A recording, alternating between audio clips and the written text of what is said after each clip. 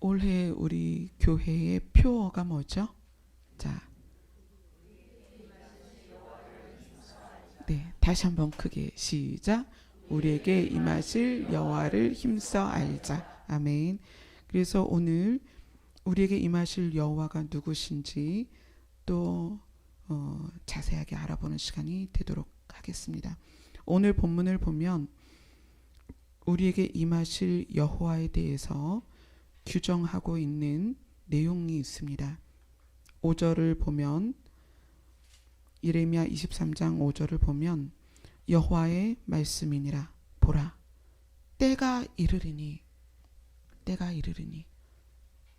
그때가 언제인지 우리는 알 수 없지만 그 때가 이를 것인데 내가 다윗에게 한 의로운 가지를 일으킬 것이라. 이 의로운 가지라고 표현된 그 부분이 그 다음 줄에서는 뭐라고 표현이 되냐면 그가, 의로운 가지가 누구냐면 그다. 근데 그가 누가 될 것이다? 왕이 될 것이다. 왕이 되고 지혜롭게 다스릴 것이고 세상에서 정의와 공의를 행할 것이다 라고 표현을 하고 있어요. 정의와 공의, 의롭다고 규정된 것이 공의 모두에게 적용되는 거예요. 그러니까 우리가 이제 도덕적인 어떤 법을 보면 윤리와 도덕은 나라마다 달라요. 어떤 나라는 윤리적으로 이것이 옳다라고 말하지만 그것이 국경을 넘어가서 다른 나라에 가면 그것이 법을 어기는 죄가 될 경우가 있어요. 그래서 나라마다 또 민족마다 지역마다 풍습도 문화도 다르기 때문에 옳다 그르다라는 것을 이것이 완전히 옳은 것이다 라고 말할 수가 없어요. 또 여기에 계신 분들 맛있다라는 것을 한번 규정을 해봅시다. 나는 이게 맛있어. 근데 이게 모두에게 적용되나요? 그렇지 않죠. 어떤 사람은 그게 맛이 없단 말이에요. 정의라는 것은 그것이 공의라고 불려지기 위해서는 70억 인구에게 모두 의롭다라고 적용될 수 있어야 돼요. 그래야만 그것이 정의입니다. 그리고 그것이 공의예요. 우리가 살아가면서 만나는 많은 것들 중에서 도대체 어떤 것이 정의고 어떤 것이 공의일까? 우리의 상식 안에서 그것을 찾아내기는 엄청 힘듭니다.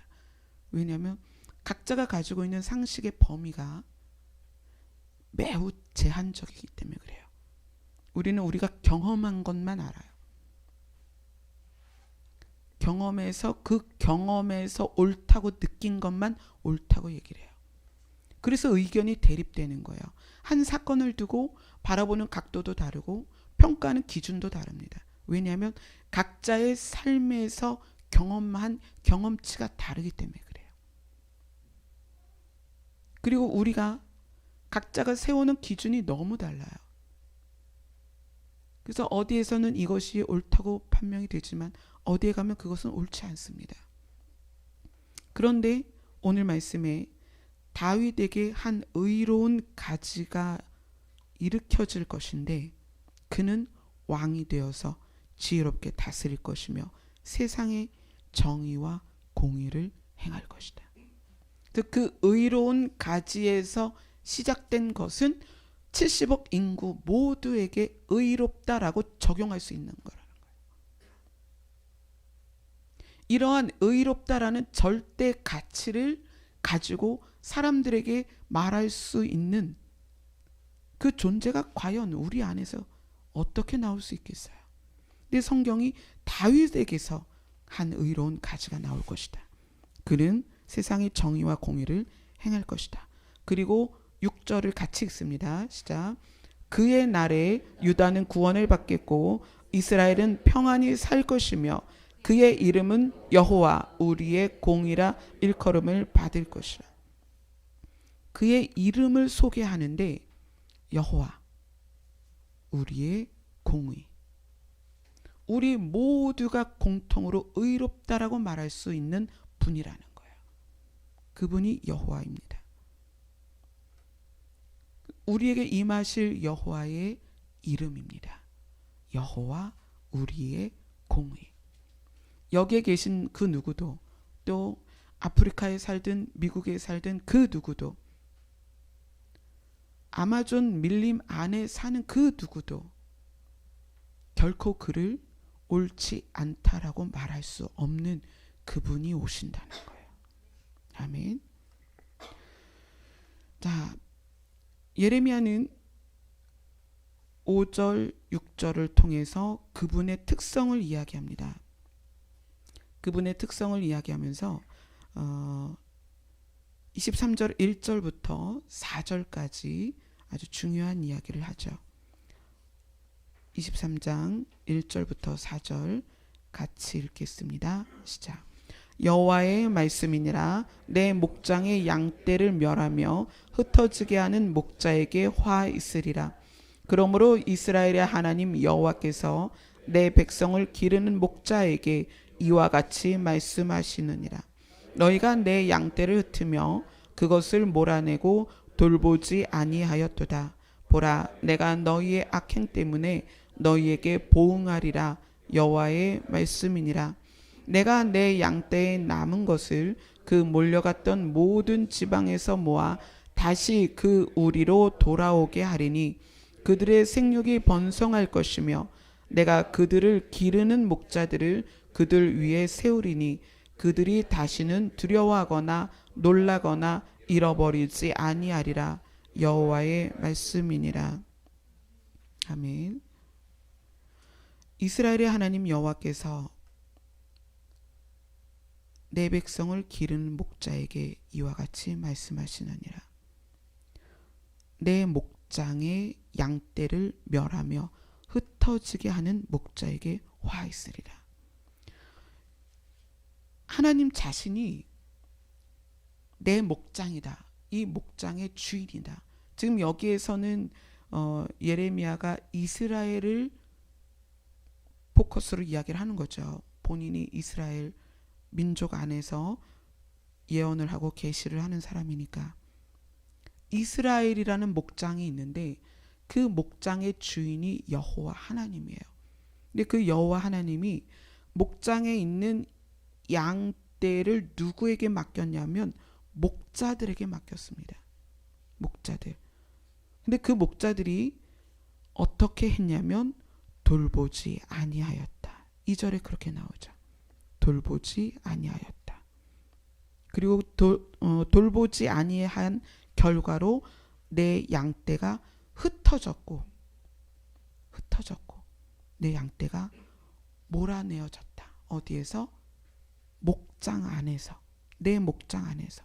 그것을 하나님께서는 그 목자들을 향하여 악행이다라고 이야기를 해요. 근데 이거는 이제 역사적인 근거를 봐야 돼요. 왜 예레미야가 이렇게 말을 했는지. 예레미야 33장을 한번 가보겠습니다.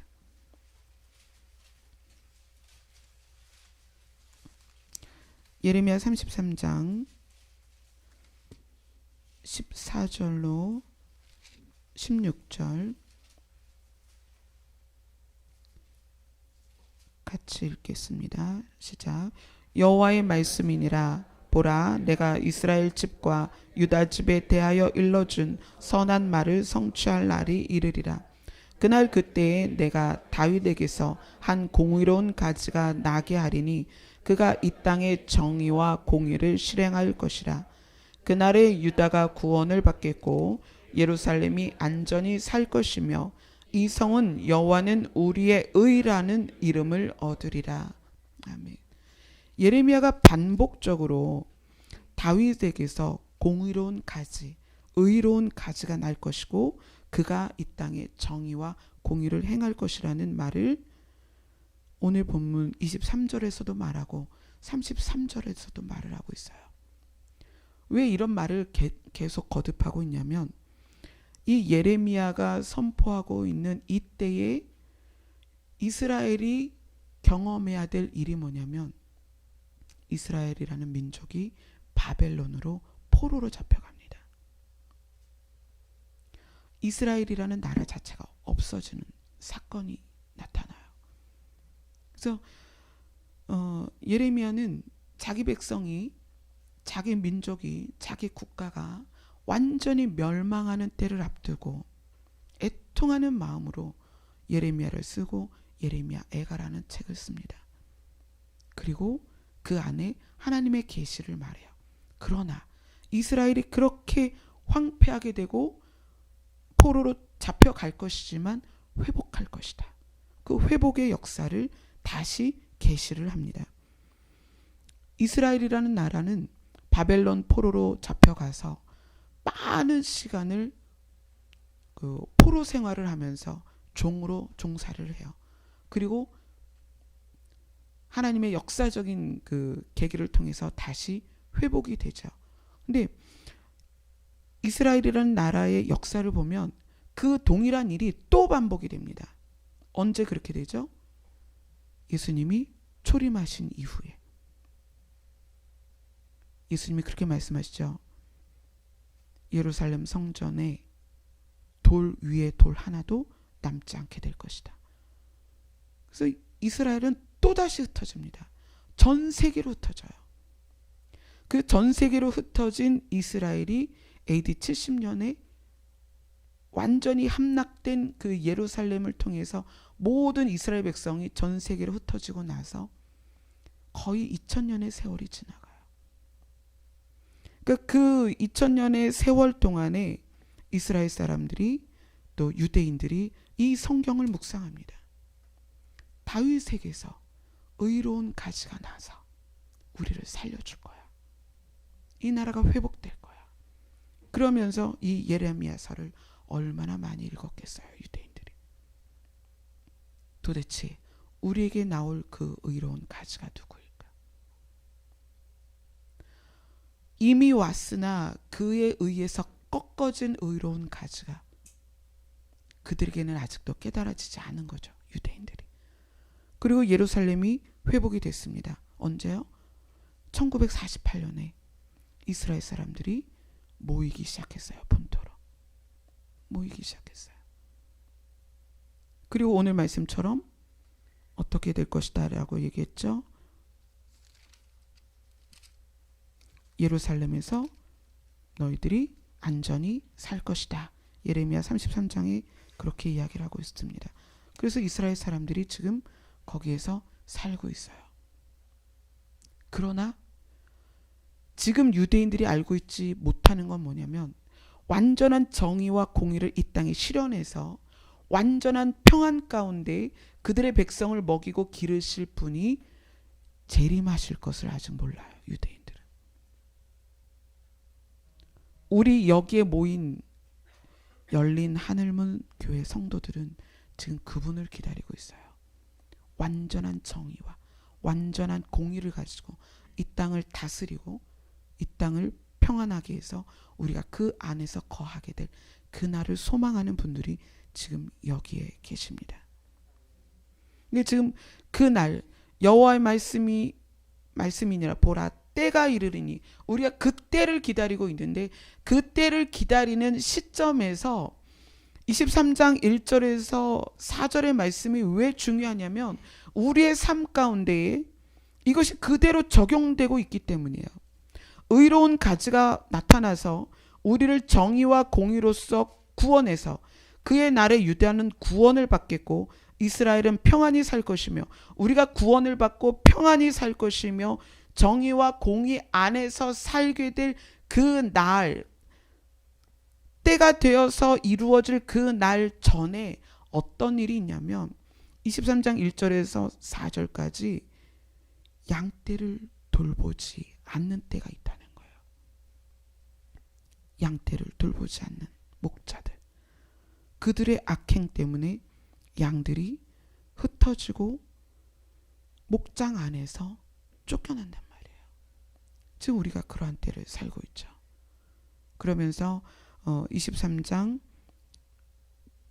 3절에 그렇게 얘기합니다. 내가 내 양떼에 남은 것을 그 몰려갔던 모든 지방에서 모아 다시 그 우리로 돌아오게 하리니 그들의 생육이 번성할 것이며 내가 그들을 기르는 목자들을 그들 위에 세울 것이다. 돌보지 않는 목자가 있고 기르는 목자가 있습니다. 우리가 완전한 공의와 정의가 실현되지 않은 이 땅에서 의로운 가지가 다시 오시지 않은 이 시점에서 우리는 우리 자신이 돌보지 아니하는 목자와 함께 있는지, 기르는 목자와 함께 있는지 봐야 돼요. 이것은 저를 보라는 얘기가 아니에요. 여러분이 지금 참 목자이시고 목장의 주인이신 여호와 하나님 앞으로 나아가고 있는지, 아니면 목표를 잃고 우왕좌왕하고 근심하고 흩어져 가고 있는지를 보셔야 된다는 얘기예요. 기르는 목자의 특징은 그들 양떼를 두려워하거나 놀라게 하지 않습니다. 그리고 잃어버리지 않아요. 영생을 잃어버리지 않게 합니다. 그가 여호와를 떠나지 않게 합니다. 그러면 양떼를 흩트는 돌보지 않는 목자와 양떼를 기르는 목자를 구별할 수 있어야 돼요. 구별해야 됩니다. 의는 기준입니다. 기준. 우리가 체육 시간에, 저도 학교 다닐 때 체육 시간에 경험을 하죠. 선생님이 몇째 줄 누구 기준 하면 기준으로 모여 그러면 그쪽으로 모이고, 기준을 중심으로 팔 벌려 서기 그러면 기준을 중심으로 쫙 퍼집니다. 기준은 절대 움직이지 않습니다. 의로운 가지가 나타날 것인데 그에게 정의와 공의가 있다. 그 의로운 가지가 누구일까요? 바로 예수 그리스도죠. 우리가 시편으로 한번 가보겠습니다. 시편 23편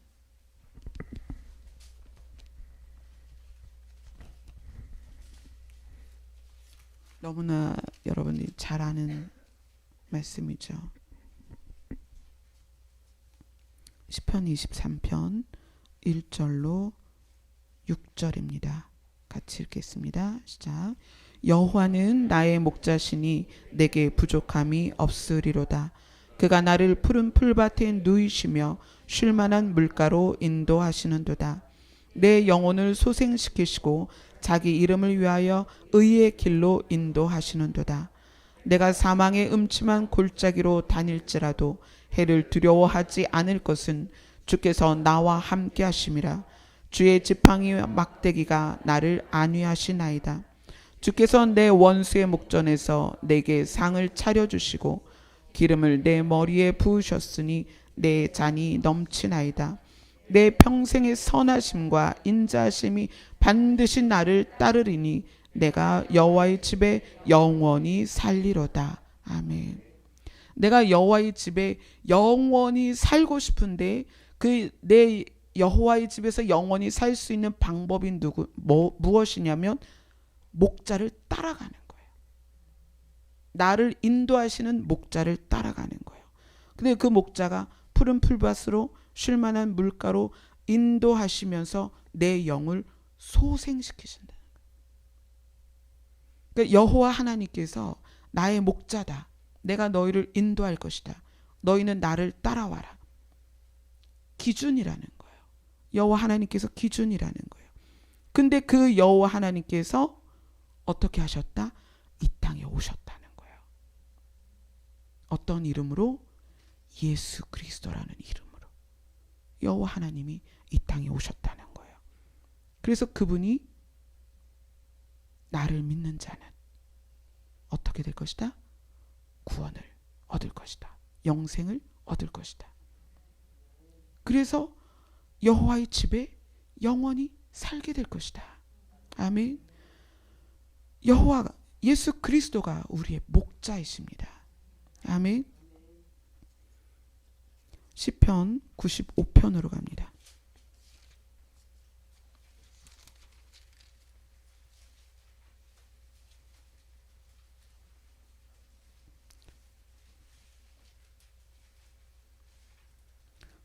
7절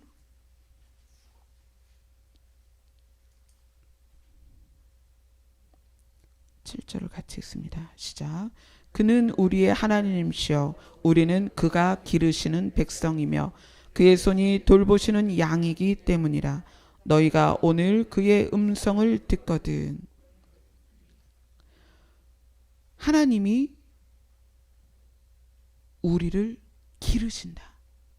우리는 그분의 양이다. 그의 손이 돌보시는 양이다. 그래서 그의 음성을 듣거든. 어떻게 하라는 거예요? 음성을 듣고 따라오라는 거죠. 우리를 기르시는 분은 여호와 하나님이십니다. 그의 손이 우리를 돌보시고 반드시 그의 음성을 따라가면 무엇을 얻는다? 영생을 얻는다. 우리가 흩어지거나 이 목장에서 떠나지 않고 반드시 영생을 얻게 됩니다. 자, 그 다음 시편 100편 그 다음 장 있죠? 시편 100편 1절로 5절까지 같이 읽습니다. 시작. 온 땅이여 여호와께 즐거운 찬송을 부를지어다. 기쁨으로 여호와를 섬기며 노래하면서 그의 앞에 나아갈지어다. 여호와가 우리 하나님이신 줄 너희는 알지어다. 그는 우리를 지으시니요 우리는 그의 것이니 그의 백성이요 그의 기르시는 양이로다. 감사함으로 그의 문에 들어가며 찬송함으로 그의 궁정에 들어가서 그에게 감사하며 그의 이름을 송축할지어다. 여호와는 선하시니 그의 인자하심이 영원하고 그의 성실하심이 대대에 이르로다. 아멘. 그는 우리를 지으셨고 우리는 그의 것이고 그의 백성이고 그의 기르시는 양이다. 이게 얼마나 큰 은혜인가요? 며칠 동안 동일한 분과 상담을 하는데 저는 그분이 누구인지도 모르고 어떤 상황인지 잘 몰라요. 근데 기도 부탁을 문자로 해오셨어요. 저에 대해서 아무것도 묻지 마시고 기도를 해주세요. 그래서 이른 아침인데 자다가 비몽사몽간에 그 문자를 보고 하나님 이분을 위해서 무엇을 말씀드려야 되나요? 은혜를 선포해라. 저는 그분의 상황을 모르잖아요. 그래서 지금 전화를 드려도 될까요? 그랬더니 그렇게 해달라고 해서 새벽에 아침 시간에 전화를 해서 아무것도 묻지 않고 그냥 기도를 했습니다. 기도를 하는데 기도하는 내내 은혜를 선포하세요. 은혜다. 너가 그동안 온 것도 은혜다. 네가 은혜를 구원을 받은 것도 은혜다.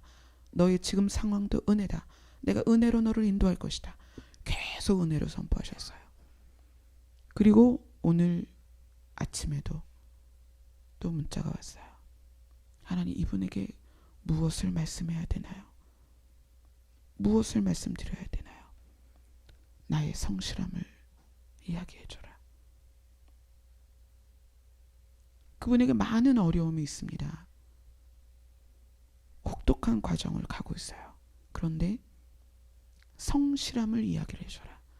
그래서 제가 그분의 상황을 다 알진 못하지만 그분을 위로하고 하나님의 성실하심을 이야기를 했어요. 시편 100편에서 그렇게 이야기하십니다. 여호와는 선하시고 인자하시고 영원하시고 성실하시다. 그분이 누구냐면 우리의 목자입니다. 그분이 우리를 기르시는 거예요. 그분이 우리를 인도하십니다. 그러면 이 구약에서 말씀하시는 여호와가 자기를 목자라고 표현했고 내가 너희를 기르겠다고 표현했다면 예수님은 뭐라고 말씀을 하셨을까요? 예수님은 자 요한복음으로 갑니다. 요한복음 10장입니다.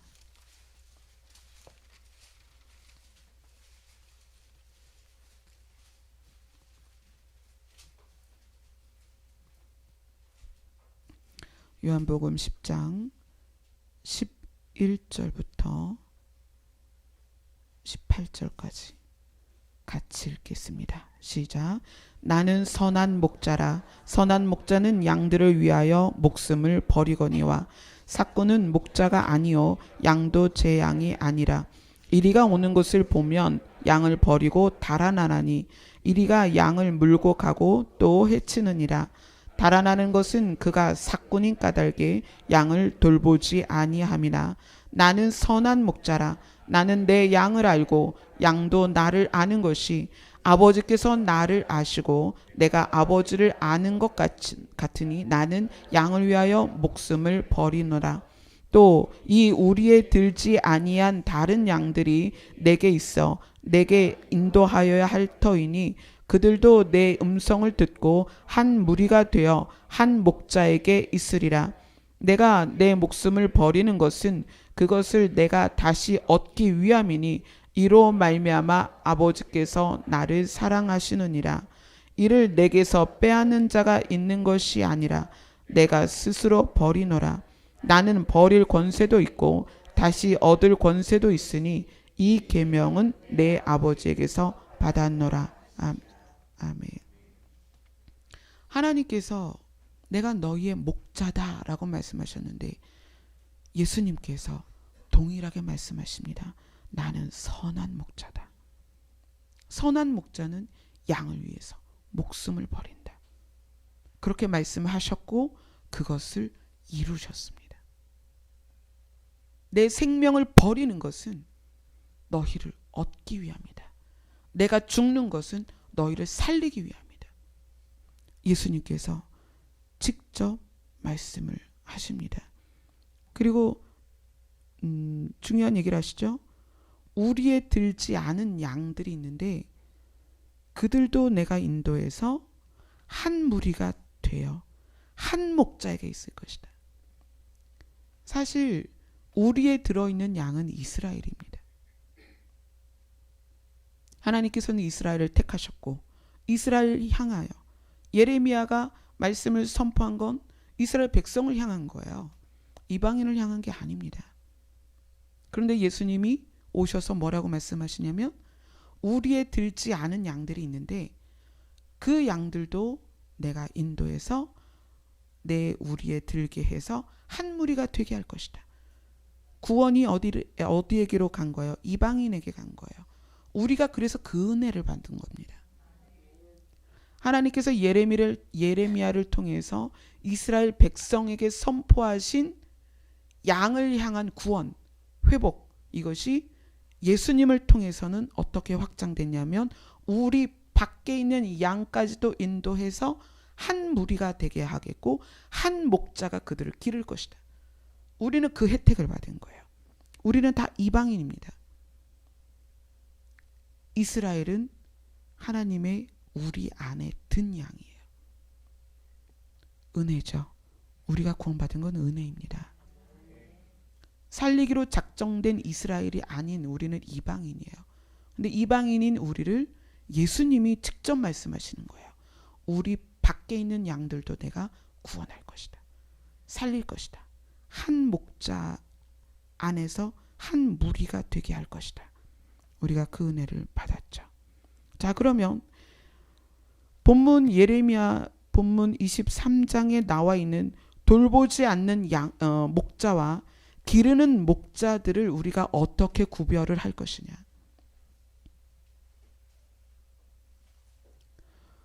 이것을 왜 여러분에게 말씀드리냐면 여러분이 주님 오실 때까지 저와 함께 갈지 또 다른 곳으로 가셔야 될지 저도 이곳에 오늘 마지막으로 설교할지 앞으로 1년을 더 설교할지 10년을 설교할지 몰라요.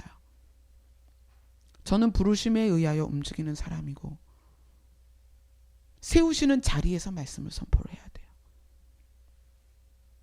또 저뿐만 아니라 여러분들도 마찬가지입니다. 여러분도 여러분의 분깃대로 쓰임을 받습니다. 여기에서 양육이 필요하다면 양육이 되어질 것이고 여러분이 쓰임받는 자리가 다른 곳이라면 쓰임은 다른 곳에서 받으실 거예요.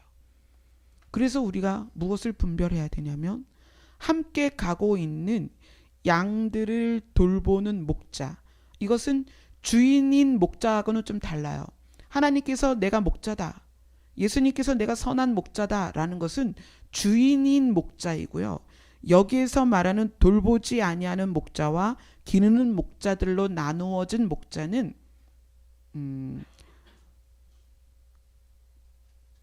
원래 목자가 세운 청지기로서의 목자들이에요. 하나님께서 양을 맡기신 그런 목자들이죠. 그러니까 여러분들이 어느 곳에서 신앙생활을 하든 목자를 분별을 해야 된다는 얘기예요.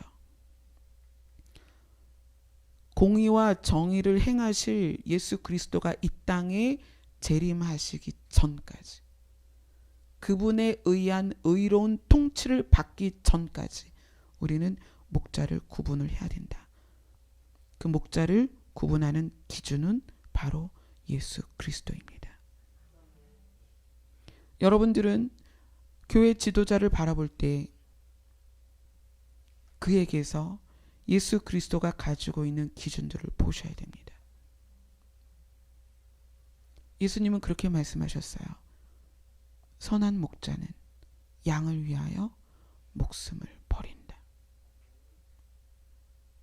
그런데 예수님이 찾는 양들이 있었습니다. 예수님의 사역을 가만히 보면 예수님은 누구를 향해서 나아갔냐면 죄인들을 향해서 나아갔어요. 병든 자들을 향해서 나아갔어요.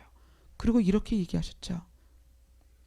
병든 자들에게 의사가 필요한 거야.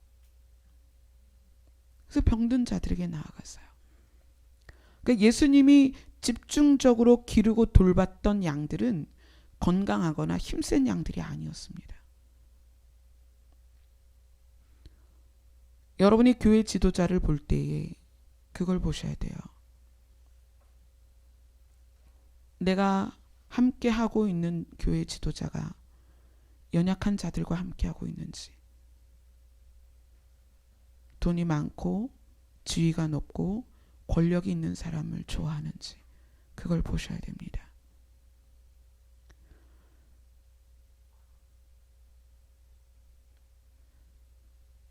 제가 지나온 여러 교회들을 통해서 보면 그런 부분에서 정말 할 말이 없어요.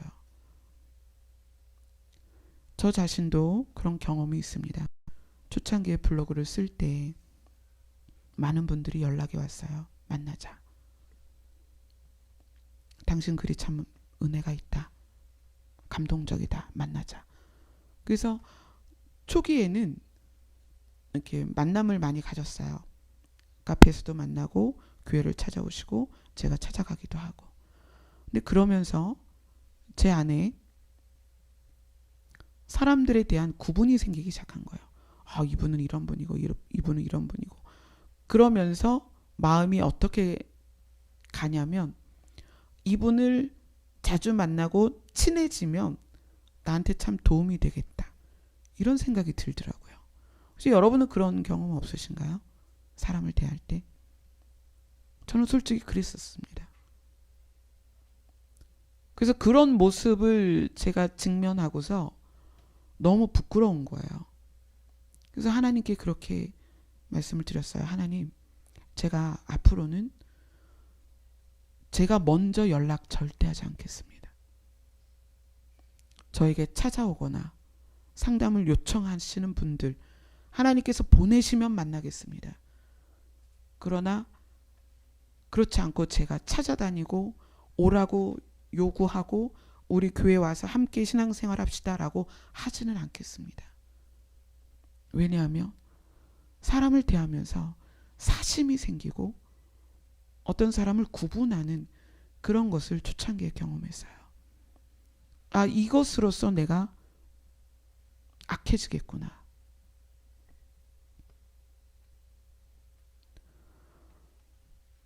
우리가 우리 안에 있는 인간적인 습성이 뭐냐면 나를 유익하게 하는 마음이에요. 어떻게 하면 나에게 도움이 될까? 어떻게 하면 내가 이익을 취할까? 어떻게 하면 나에게 도움이 될까?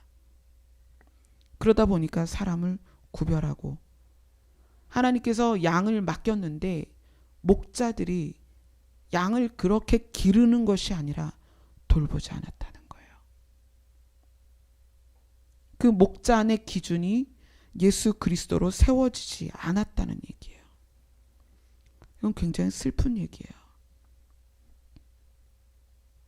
지금 많은 교회들이 그렇기 때문에 지탄을 받고 능력을 잃었죠.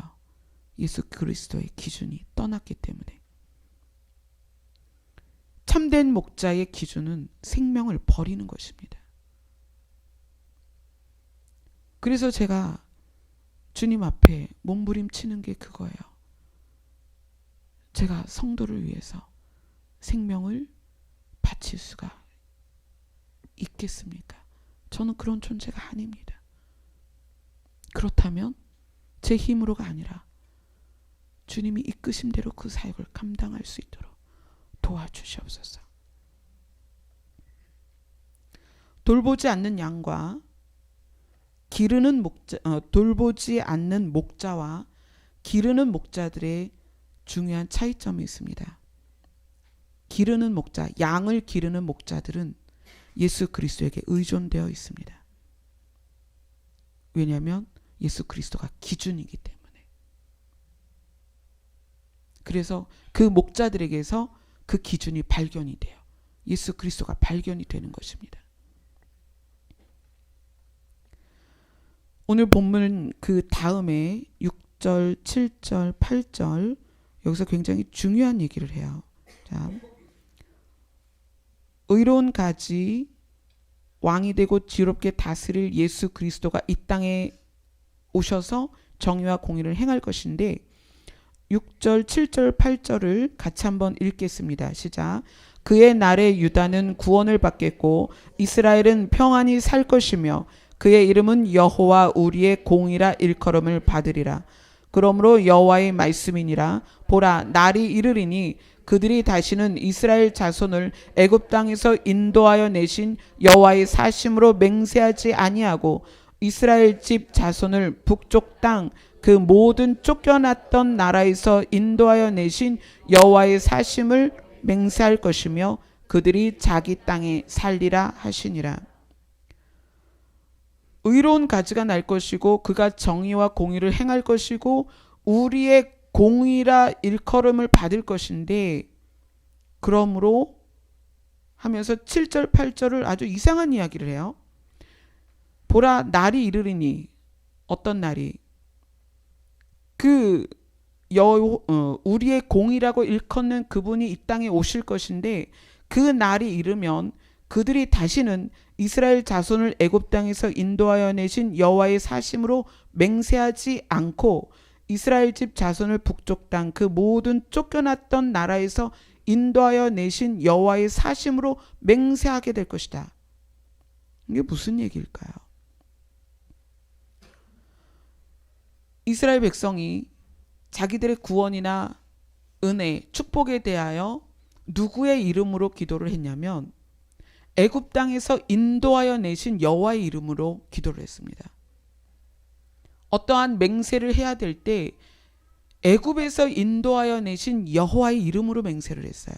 근데 그 의미는 뭐냐면 애굽에서 인도하여 내신 여호와는 율법을 주셨습니다. 그 율법은 잘잘못을 행동을 따라서 규정해서 상벌, 잘한 것에는 상을 주고 잘못한 것은 벌을 주는 규칙을 정하셨어요. 그게 율법이세요. 그래서 잘못한 것에 대해서는 반드시 벌을 주셨던, 죄에 대하여 벌을 주셨던 그런 하나님이십니다. 율법의 하나님, 규칙의 하나님. 그런데 그 다음에 이스라엘 집 자손을 북쪽 땅 그 모든 쫓겨났던 나라에서 인도하여 내신 여호와의 사심으로 맹세할 거라는 것은 이스라엘이 쫓겨나고 포로로 잡혀가고 그 다음에 티투스 장군에 의해서 예루살렘이 완전히 함락돼서 이스라엘이 전 세계로 흩어졌던 이유가 뭐냐면 죄 때문이었습니다. 하나님을 대적했던 죄 때문이에요. 하나님을 망령되이, 그 이름을 망령되이 일컬었던 죄 때문이에요. 예수 그리스도로 오신 하나님을 십자가에 못 박았던 죄 때문에 그들이 흩어졌던 거예요. 그런데 죄로 인하여 그들이 흩어져서 사망에 이르고 절대 구원받을 수 없는 그들을 어떻게 하셨다? 다시 모으셨다는 거예요.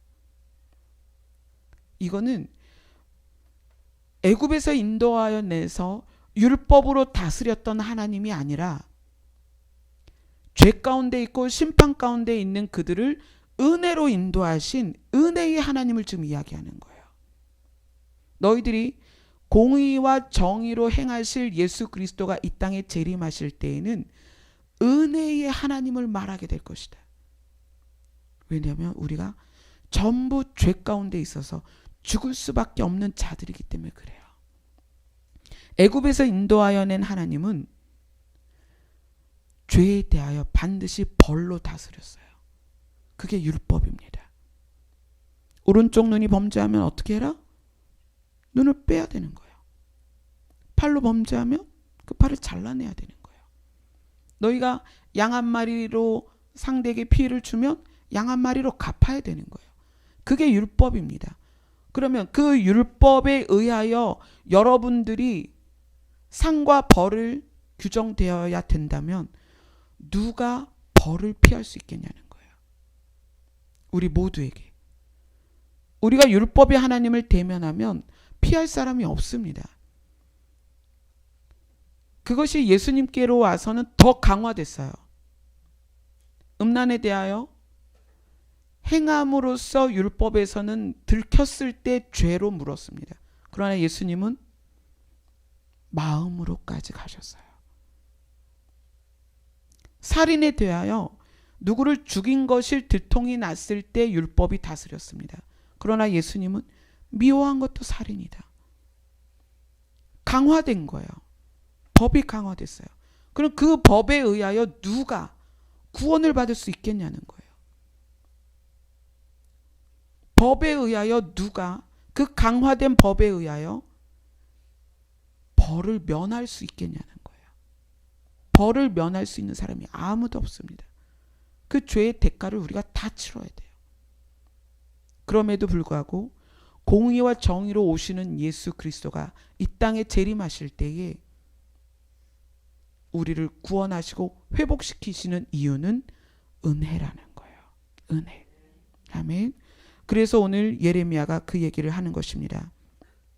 이스라엘 자손을 애굽 땅에서 인도하여 내신 여호와의 사심으로 맹세하지 아니하고 이스라엘 집 자손을 북쪽 땅 그 모든 쫓겨났던 나라에서 인도하여 내신 여호와의 사심으로 맹세하게 될 것이다. 바벨론 포로로 잡혀갔던 이스라엘이 왜 그들에게 잡혀갔나요? 여호와 하나님을 떠나고 우상을 섬겼기 때문이거든요. 죄의 대가를 치르고 있는 거예요. 그런데 그 안에 그냥 두시지 않고 하나님께서 그들을 구원해서 다시 이스라엘이라는 나라를 회복시키셨습니다. 그게 은혜라는 거예요. 근데 그들 가운데 여호와 하나님이 직접 오셨는데 그 여호와 하나님은 어떻게 했어요? 십자가에 매달았죠. 못 알아봤습니다. 모멸의 십자가를 지도록 만들었다는 거예요. 그래서 하나님께서 그들을 다시 또 흩으셨습니다. 죄의 대가예요. 이스라엘이 다시 회복된 것은 은혜입니다. 은혜입니다. 이방에게로, 우리 이방인에게로 구원이 확장된 것도 은혜입니다. 하나님은 이스라엘을 내 백성이라 말씀하셨습니다. 이방을 향하여 말씀하지 않으셨어요. 그러나 예수님이 그렇게 말씀하셨죠. 우리 밖에 있는 양들을 내가 우리 안으로 데리고 와서 한 목자가 한 무리로 만들 것이다. 목장 밖으로 은혜가 넘친 거예요. 하나님은 약속하신 대로 은혜로 이스라엘을 회복시키셨고요. 또 은혜로 복음이 세상으로 퍼져나가서 우리 밖에 있는 양들을 한 목자 앞으로 인도하셨습니다. 그게 은혜입니다. 예수님께서 우리의 기준이십니다. 예수님이 그렇게 말씀하셨죠. 내가 곧 길이요 진리요 생명이다. 예수님께서 기준이 되어 주셨기 때문에 우리가 그분에게 의존되어져야 합니다. 우리가 이 땅에서 살아가면서 힘든 일도 많고 어려운 일도 많아요. 그런 우리가 기준에 의존되어 있지 않으면 쓰러집니다. 갈 바를 몰라요. 그래서 여러분이 힘들고 어려울수록 무엇을 봐야 되냐면 예수 그리스도를 봐야 되는 거예요. 예수 그리스도를 통하여서 길이 조명되어져야 되고요. 예수 그리스도를 통하여서 방법이 만들어져야 되는 거예요. 그래야 우리가 살아요. 계시록에서는 그렇게 얘기하죠. 어린 양이 어디로 가든지 따라가는 자들. 그죠? 그리고 세마포가 있는데 빛나고 흰 세마포예요. 근데 그것을 뭐라고 말하냐면 성도의 옳은 행실이다. 그러면 옳은 행실이라고 규정할 수 있는 기준이 있어야 될 거 아니에요. 도대체 뭐가 옳은 행실이냐? 나라마다 민족마다 풍습이 다른데 무엇이 옳다라고 규정할 수 있냐는 거예요. 많은 사람들이 휴거를 추구합니다. 예수님께서 공중으로 오실 때 우리의 이름이 불려져서 들림받기를 원하죠. 근데 그 들림받는 기준이라고 할까요? 그것이 옳은 행실입니다. 뭐가 옳은 행실이죠? 어떤 게 옳은 행실일까요? 그 옳은 행실의 옳다의 기준은 바로 예수 그리스도입니다. 우리는 그분에게서 배워야 되는 거예요. 윤리적이고 도덕적인 기준을 초월한 예수 그리스도의 기준을 우리가 알아야 됩니다. 그래야 옳은 행실이 되는 거예요. 근데 예수님의 옳은 행실은 제가 금요일 날도 말씀드렸지만 예수님의 옳은 행실은 아주 비효율적입니다. 비생산적이에요.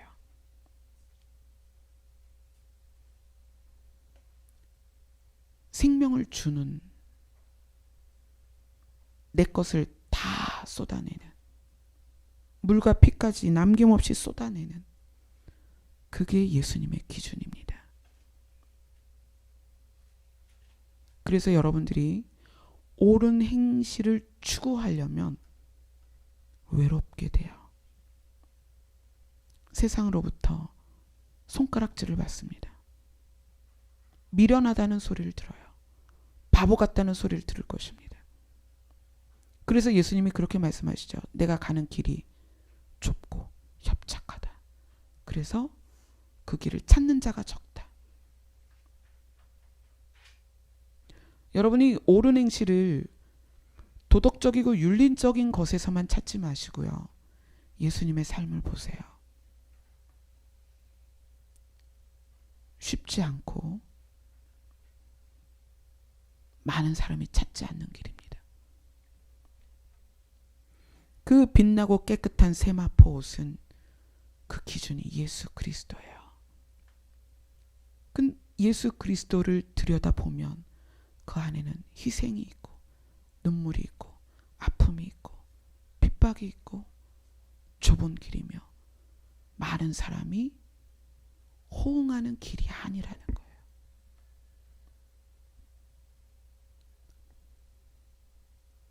그런데 그렇게 그 길을 따라가면, 예수 그리스도를 기준으로 삼고 그 길을 따라가면 어디에 설 것이다?